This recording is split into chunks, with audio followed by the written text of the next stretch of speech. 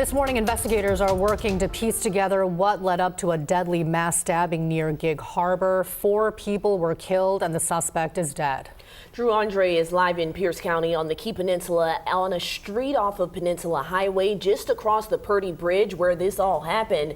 Drew, King 5 spoke exclusively to a neighbor who came face to face with the suspected killer. Well, Shantae, what the neighbors saw here and some became involved with is really just unimaginable. This morning, things look back to normal here on the surface in this neighborhood. We spoke to that one neighbor who wanted to remain anonymous, and he saw all of this go down. He said it all started when he heard a loud scream.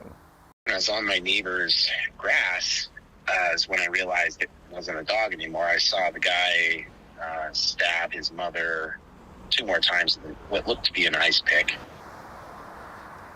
This neighbor called out to the man, and that's when the suspect turned his attention over to him and started walking towards his home. He kept trying to kick the door down and force through the door, which I fortunately he didn't. And apparently after he left, he stabbed the front right tire of my car and then continued on. Just moments later, Pierce County deputies arrived and shot the 32-year-old suspect. This witness says the man was in the act of stabbing another elderly woman when that happened. 3 of the victims died at the scene, and the 4th was transported by Gig Harbor fire crews but died at the hospital. Their identities have still not been released as of this morning. Live in Pierce County, I'm Drew Andre, King 5 News. Thank you, Drew. Let's now check in with Savannah Welch. She is live at the Tacoma Police Headquarters. So, Savannah, what do we know about the protection order deputies were trying to serve? Well, Christine, because there was a protection order connected to this address, this is likely a domestic violence case, but we'll keep you updated on that. This morning, a deputy is on administrative leave for shooting and killing the suspect. Less than an hour before the shooting and the stabbings, deputies were responding to a report of a violation of a no-contact order. We heard from Tacoma Police, who are now the lead agency assisting on this investigation. The call initially came out that it was a violation of a protection order.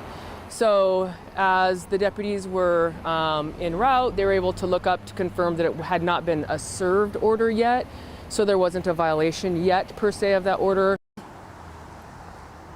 A deputy was in the process of getting a copy of that order to serve it. Around 9:30 a.m., multiple 911 callers reported a man was stabbing people outside the home. At 9:33, a deputy reported shots had been fired. We do not know exactly what led up to that. Deputies did say, though, that when they arrived, the suspect was still attacking the victims. Court records show a woman who lived at the home of the stabbings had filed multiple protection orders against her son. In at least 2 incidents, she told a judge her son had escalating mental health issues and was making threats. We know he is the same age as the suspect who was shot and killed by deputies. We don't know the names of the suspect or those victims, but of course we'll keep tracking this right here on King 5. In Tacoma, Savannah Welch, King 5 News.